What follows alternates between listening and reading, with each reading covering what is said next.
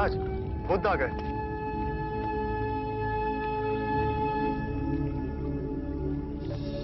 प्रणाम। एक विनती है आपसे। कहिए राजन। पिछले कई दिनों से मेरे स्वप्न में मेरे पिताश्री आ रहे हैं। मैंने ब्राह्मणों से भी इसका अर्थ पूछा तो उनका कहना था कि तुम्हारे पिताश्री को शांति नहीं मिली, उनके लिए पूजा करनी हो, यज्ञ संपन्न करना होगा।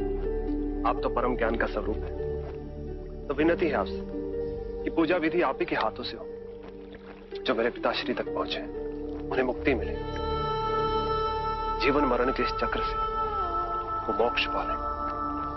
अवश्य राजन। आप मिट्टी के 2 घड़े मंगवाइए, एक में घी भरवाइए और एक घड़े में कंकड़ पत्थर भरवाइए,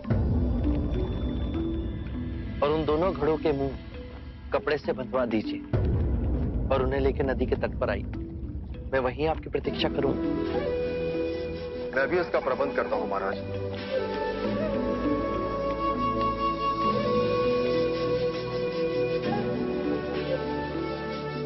महाराज, अब आप इन दोनों घड़ों को पानी में डाल दीजिए।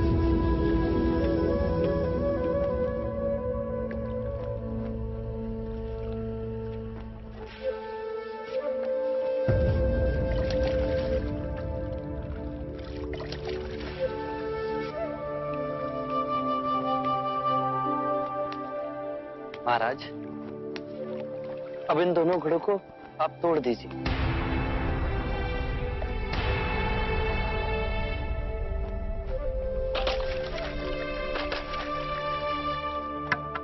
महाराज, अब आप ध्यान से देखिए कि ऊपर उठ पानी पर तैरने लगा।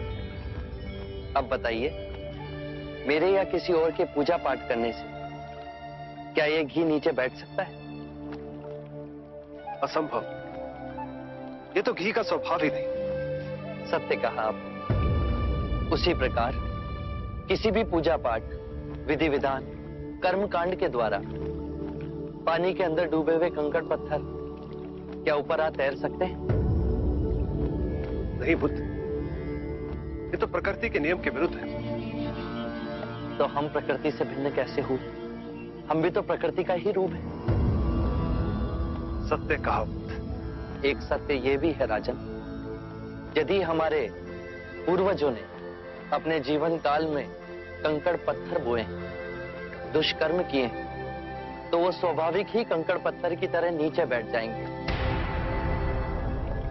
और यदि उन्होंने अपने जीवन काल में सत्कर्म किए तो स्वाभाविक ही घी की तरह ऊपर आ तैरने लगेंगे।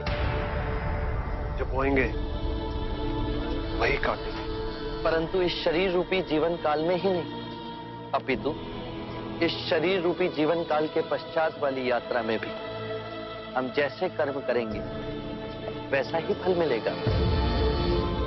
अब बताइए, इस प्रकृति के नियम को कोई पूजा पाठ, कर्म कांड, विधि विधान, यज्ञ हवन मिटा सकता है? राजन, मैं भी इसको नहीं बदल सकता। केवल अच्छे कर्म ही मनुष्य की मुक्ति का द्वार खोलेंगे। ये कैसी तलवार है आपके हाथ में, जो एक क्षण में सारे झूठ काट केवल ज्ञान को प्रकाशित करती है? ना जाने कितने जन्मों और भटकता में यदि आपकी कृपा ना होती। इस एक क्षण में आपने अपनी अदृश्य तलवार से मेरे अहंकार का सर भी काट दिया। धन्य है प्रभु।